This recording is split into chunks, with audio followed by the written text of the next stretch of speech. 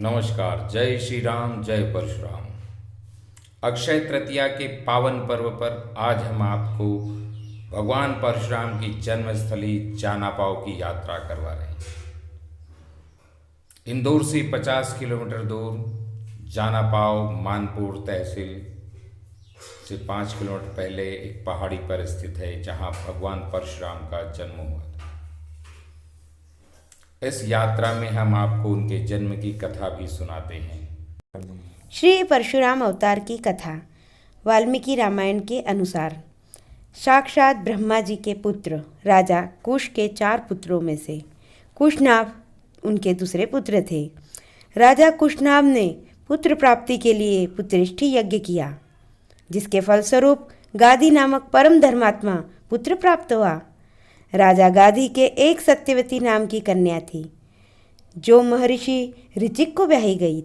एक बार सत्यवती और सत्यवती की माता ने ऋचिक जी के पास पुत्र कामना से जाकर उनके लिए प्रार्थना की। ऋचिक जी ने 2 चरु सत्यवती को दिए और बता दिया कि यह तुम्हारे लिए और यह तुम्हारी माँ के लिए है, इनका तुम यथोचित उपयोग करना। यह कहकर वे स्नान को चले गए। उपयोग करने के समय माता ने कहा, बेटी, सभी लोग अपने ही लिए सबसे अधिक गुणवान पुत्र चाहते हैं। अपनी पत्नी के भाई के गुणों में किसी की विशेष रुचि नहीं होती है। अतः तू अपना चरु मुझे दे दे और मेरा तू ले ले, क्योंकि मेरे पुत्र को तो संपूर्ण भूमंडल का पालन करना होगा और ब्राह्मण कुमारों को तो बल, वीर्य तथा संपत्ति आदि से लेना देना ही क्या है। ऐसा कहने पर सत्यवती ने अपना चरु माता को दे दिया।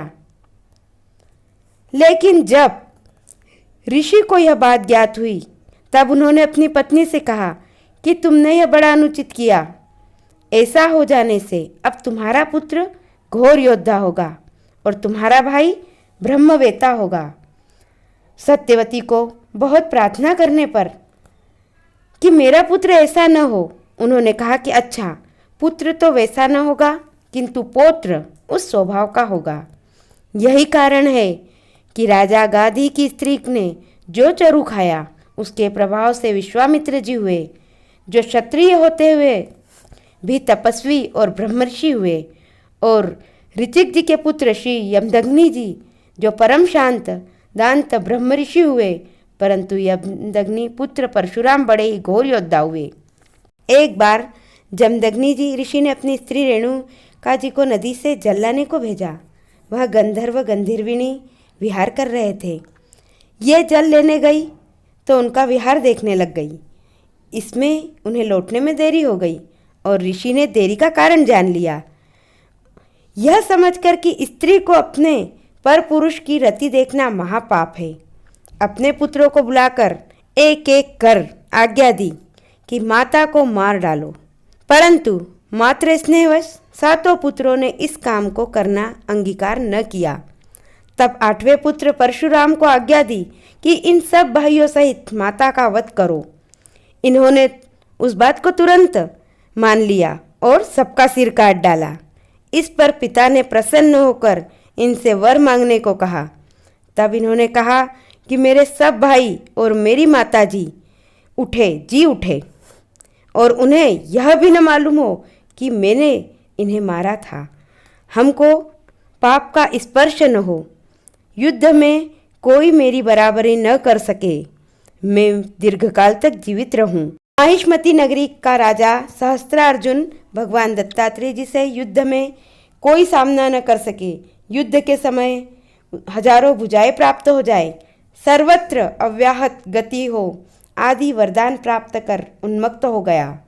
वह रथ और वर के प्रभाव से देवता, यश और ऋषि सभी को कुचले डालता था। उसके द्वारा सभी प्राणी पीड़ित हो रहे थे। एक बार उसने केवल धनुष और बाण की सहायता से अपने बल के घमंड में आकर समुद्र को आच्छादित कर दिया। तब समुद्र ने प्रकट होकर उसके आगे मस्तक झुकाया और हाथ जोड़कर कहा, वीरवर बोलो, मैं तुम्हारी किस आज्ञा का पालन करूं? उसने कहा, यदि कहीं मेरे समान धनुर्धर वीर मौजूद हो जो युद्ध में मेरा मुकाबला कर सके तो उसका पता बताओ। फिर मैं तुझे छोड़कर चला जाऊंगा। तब समुद्र ने कहा, महर्षि, जमदग्नि के पुत्र परशुराम युद्ध में तुम्हारा अच्छा सत्कार कर सकते हैं, तुम वहीं जाओ। यह सुनकर राजा ने वहीं जाने का निश्चय किया। अपनी अक्षौहिणी सेना सहित राजा सहस्त्रार्जुन श्री यमदग्नि ऋषि के आश्रम में पहुंचे। ऋषि ने उनका यथोचित आतिथ्य सत्कार किया, जिससे वह चकित हो गया कि वनवासी के पास ऐसा ऐश्वर्य कहाँ से आया। यह मालूम होने पर कि यह सब कामधेनु की महिमा है, उसने मुनु से गऊ मांगी। न देने पर जबरदस्ती उसे छीन लिया और मुनि की प्राण भी ले लिए। उस समय परशुराम जी घर पर नहीं थे। घर पर आने पर उन्होंने माता को विलाप करते हुए पाया। कारण जानने पर उन्होंने पृथ्वी को निशस्त्रीय करने का संकल्प किया। कहते हैं कि विलाप में माता ने 21 बार छाती पीटी थी, अतः इन्होंने 21 बार पृथ्वी को निक्षत्रिय किया। 21वीं बार क्षत्रियों का नाश करने पर परशुराम जी ने अश्वमेघ यज्ञ किया और उसमें सारी पृथ्वी कश्यप जी को दान में दे दी। पृथ्वी क्षत्रियों से सर्वथा रहित न हो जाए, इस अभिप्राय से कश्यप जी ने उनसे कहा, अब यह पृथ्वी हमारी हो चुकी है, अब तुम दक्षिण समुद्र की ओर चले जाओ। चूँकि परशुराम जी के पूर्वजों ने भी यहाँ संहार कार्य अनुचित कहकर परशुराम जी को इससे निवृत्त होने का अनुरोध किया था और कश्यप जी ने भी पृथ्वी छोड़ देने को कहा, अतः परशुराम जी दक्षिण समुद्र की ओर चले गए। समुद्र में अपने अंतर्गत स्थित महेंद्राचल पर इनको स्थान दिया। श्री परशुराम जी कल्पांत स्थायी हैं। किसी किसी भाग्यशाली पुण्यात्मा को इनके दर्शन भी हो जाते हैं। जय श्री परशुराम। श्री भगवान परशुराम की पुण्य कथा का श्रवण करते हुए हम उनके पुण्य धाम श्री जानापाव पहुंच चुके हैं। उनके अनन्य भक्तों द्वारा यहाँ पर उनका भव्य मंदिर का निर्माण किया जा रहा है।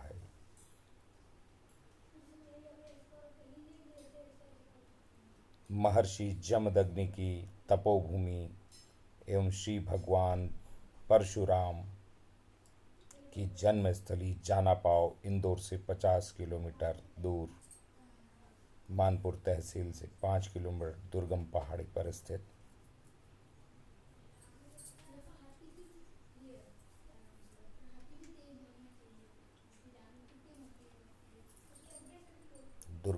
पर स्थित श्री प्राचीन काल भैरव मंदिर महंत 108 श्री बद्रीनंद जी ब्रह्मचारी जी महाराज द्वारा निर्माण किया गया।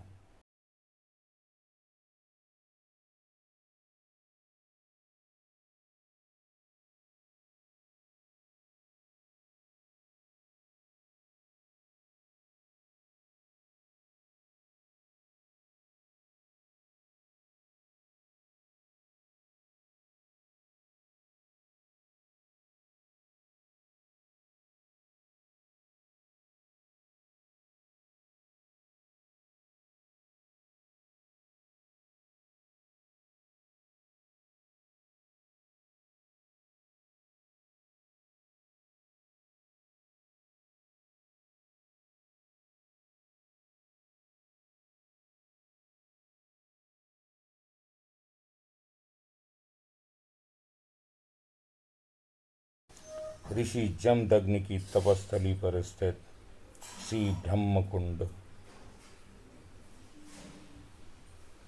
इस ब्रह्मकुंड से 7.5 नदियां प्रवाहित होती। ब्रह्मकुंड चंबल, नखेरी, कारम, चोरल, धामनी, गंभीर, अजनार, उम्रा सुम्रा नदियों का उद्गम स्थल।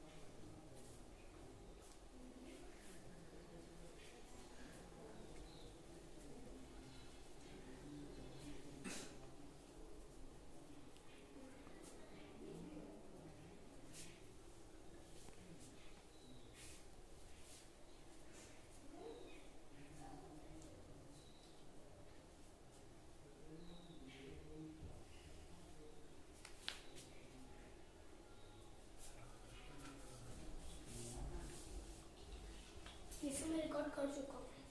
अंदर तक हाँ। चलो जल्दी चढ़ा देते जल्दी। आश्वासं भजेऽहं निराकारमोङ्कारमूलं तुरीयं गिराज्ञानगोतितमीशं गिरीशं करालं महाकालकालं कृपालं गुणागारसंसारपारन्नतोऽहं तुषाराद्रिसङ्काशघोरं गभीरं मनोभूतकोटिप्रभासी शरीरं स्फुरन्मौलिकल्लोलिनी चारुगङ्गां लसद्बालबालेन्दुकण्ठे भुजङ्ग।